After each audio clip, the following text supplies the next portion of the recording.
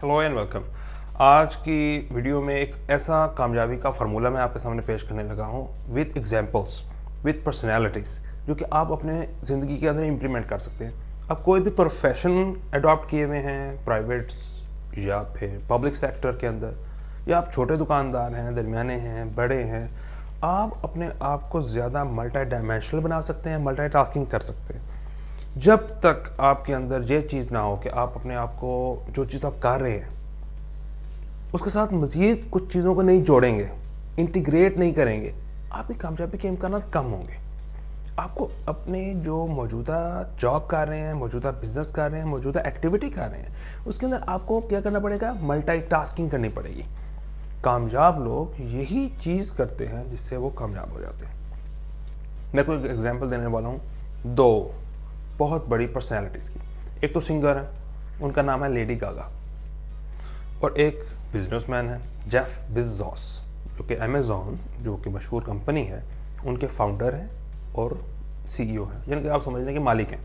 उन्होंने ही अमेज़ॉन बनाई और वही चला रहे हैं, और उनकी चलाने की जो तरीक़ाकार है वो इतना ज़्यादा पॉपुलर हो चुका है कि वो एक तरह से कह सकते हैं कि एक बिज़नेस इंडस्ट्री के, कॉरपोरेट वर्ल्ड के वो एक स्टेट्समैन बने हुए हैं।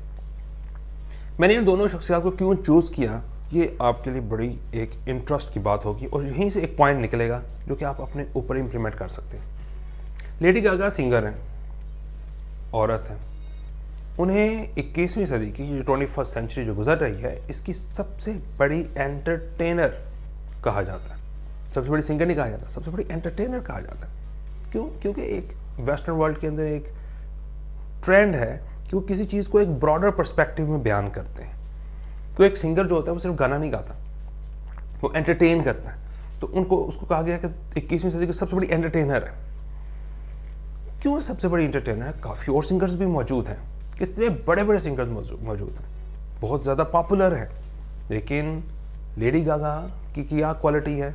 उसकी 3-4 क्वालिटीज़ ने उसको सबसे बड़ा एंटरटेनर बना दिया। नंबर 1, उसके सॉन्ग्स मिक्सचर हैं। वो 1980 की दहाई का जो म्यूज़िक था, 1980 का जो डेकेड था, 1981 से लेकर 90 तक, फिर 1990 से लेकर 99 तक, फिर 2000s के अगले 10 साल, फिर ये 10 साल, ये तमाम जो दौर गुजरा है, इसके अंदर जो म्यूज़िक का जो ट्रेंड था, गाने का जो तरीक़ाकार था, स्टाइल था, वो उसने अपने गानों के अंदर इंटीग्रेट किया है, मर्ज किया हुआ है इसकी वजह से। और दूसरा, उसकी जो वीडियोस होती हैं वो बड़ी क्लासिक भी होती हैं, मॉडर्न भी होती हैं।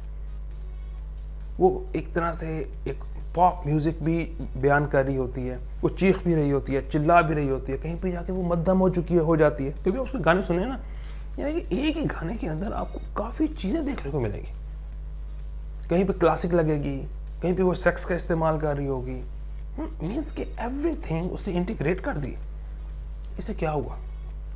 इससे लोगों की जो अपील है उसके अंदर ज़्यादा बढ़ी, क्योंकि उसने एक चीज़ को इंटीग्रेट करके एक नया जेन्युइन पैटर्न पेश कर दिया। ये काफ़ी नहीं है, ये तो फिर भी गाना ही है ना, क्योंकि बुनियादी तौर पर तो वो सिंगर है ना, गाना है, जैसे मर्जी गाती रहे, वो एक पर्सपेक्टिव रहेगा। लेकिन वो सोशल मीडिया प्लेटफॉर्म्स के ज़रिए वो बहुत ज़्यादा प्रोएक्टिव है, वो बहुत ज़्यादा लोगों के साथ जुड़ रही है, बहुत ज़्यादा लोगों के साथ कनेक्टेड है, लोगों को रिस्पॉन्ड करती है, जिसकी वजह से लोग उसके साथ फील करते हैं कि वो एक तरह से एड्रेस हो रहे हैं। वो जिस सेलिब्रिटी को पसंद करते हैं, वो सेलिब्रिटी उनको डिस्कस कर रही है, उनको एड्रेस कर रही है। This is strength. और सबसे बड़ी बात यह है कि उसका अपना पर्सोना डेवलप होता है जब आप अपनी इंडिपेंडेंट लाइफ गुजारते हैं, अपनी इंडिपेंडेंट तरीके से ज़िंदगी गुजारते हैं। उसका पर्सोना मशहूर सिंगर्स, मशहूर एंटरटेनर और एक्टर एक्ट्रेसेस में नंबर 1 में आता है। क्यों? क्योंकि वो अपने आप में रहती है, अपने इंडिपेंडेंस में रहती है।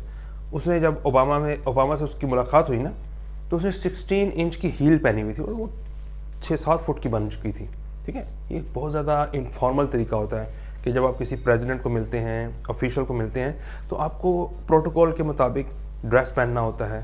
लेकिन उसने पहना, उसने लंबी हील पहनी। इसमें ओबामा की भी एक बड़ाई है कि उसने इस बात को बुरा नहीं मनाया, क्योंकि उसको कहा जाता है कि president of the free world. लेकिन वो अलग बात है, ओबामा की स्ट्रेंथ अपनी है, लेकिन जो ये अपने तरीके से गई और वहाँ जाके मिली, ये भी एक अपना एक पर्सोना होता है। आप जब कभी कोई काम करते हैं तो आप अपने तरीके से करें और डिफरेंट पर्सपेक्टिव्स को सामने रख के करेंगे तो आप कामयाब हो जाते हैं। काफ़ी और सिंगर्स भी हैं, लेकिन लेडी गागा की स्ट्रेंथ क्या है? ये चीज़ स्ट्रेंथ्स हैं जिसकी वजह से वो कामयाब हो रही। इसके अलावा जेफ बेजोस की एग्जांपल जो मुझे बहुत ही ज़्यादा पसंद है, क्योंकि अगर कोई company in recent years Amazon की तरह किसी ने तरक्की नहीं की, एप्पल की स्ट्रेंथ्स अलग हैं, एप्पल की स्ट्रेंथ्स अलग हैं, एप्पल की फोकस स्ट्रेंथ है। एप्पल ने जो चीज़ की है, वो जो उसका जो फाउंडर था को फाउंडर था बल्कि स्टीव जॉब्स, उसका जो तरीक़ाकार था कंपनी चलाने का, प्रोडक्ट को लॉन्च करने का, वो डिफरेंट था। अमेज़ॉन का बहुत डिफरेंट है। 1995 में इसने काम स्टार्ट किया। जेफ बेजोस अमेज़ॉन सिर्फ किताबें बेचा करता था। किताबें कैसे बेचता था?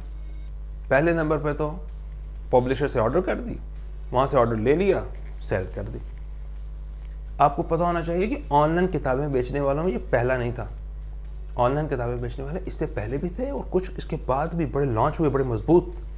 लेकिन इसकी स्ट्रेंथ क्या थी? इसने अपने आप को इवॉल्व करवाता रहा। इसका डिफरेंट किस्म के प्रोग्राम्स, इसने कभी किताबों से स्टार्ट किया, लेकिन किताबों पे नहीं रुका, लोग बाकी किताबों पे रुके रहे।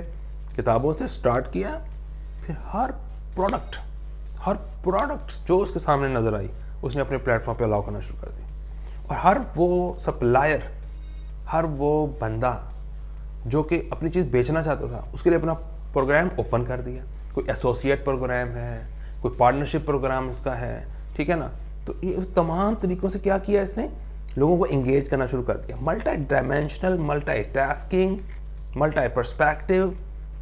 जब आप काम एक करते हैं, नुक्ता जो इसका है इन दोनों स्टोरी से, जब आप काम एक करते हैं और एक ही करते हैं, लेकिन उसके अंदर डिफरेंट पर्सपेक्टिव्स को, डिफरेंट एस्पेक्ट्स को अंदर घुसेड़ देते हैं, अंदर इंटीग्रेट करते हैं, अंदर इस्तेमाल में लाते हैं, आप कामयाब हो जाते हैं।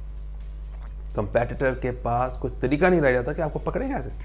जो आपका मुखालिफ है, जो आपको डिफीट करना चाहता है, उसके पास तरीका क्या, कहाँ पे आपको वार करेगा। आप अपने आप को डिफरेंट, अपनी पर्सनैलिटी के काम तो आप एक ही करें। फॉर एग्जांपल अगर आप एक दुकानदार हैं, दुकानदारी ही करेंगे ना, तो फिर आप क्या कर सकते हैं उसके अंदर इजाफा।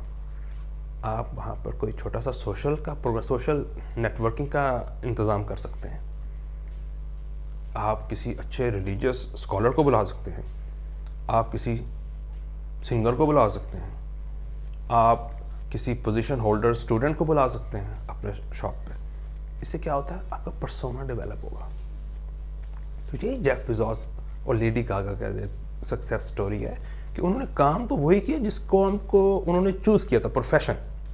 जैसे आप मिसाल के तौर पर जेफ बेजोस ने शुरू किया था बिजनेस, फिर वो ई कॉमर्स में आ गया, अब ई कॉमर्स को एक्सपेंड करी जा रहा है। इसी तरह जो लेडी गागा है, वो आई तो एज अ सिंगर थी, लेकिन वो अपने आप को क्या है, जो उसने मल्टी पर्सपेक्टिव और डिफरेंट पर्सपेक्टिव को जोड़ के उसने अपने आप को एक पर्सोना डेवलप कर दिया। आपको भी ऐसा ही पर्सोना डेवलप करना चाहिए।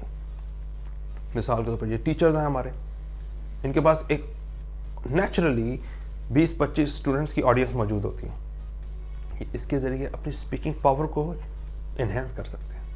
ये उन बच्चों के साथ मिलना और मिलते रहना वक्तन फ़वक्तन, इससे क्या होगा कि इनके अंदर एक कॉन्फिडेंस पैदा हो जाएगा कि ये हजरात ऐसे हैं, ये वो लोग हैं जो मेरे साथ राब्ते में रहते हैं। कल वही किसी पोजीशन पर जाएंगे या किसी ना किसी दर्जे में, किसी ना किसी रोल पे सोसाइटी के अंदर तो रहेंगे ना।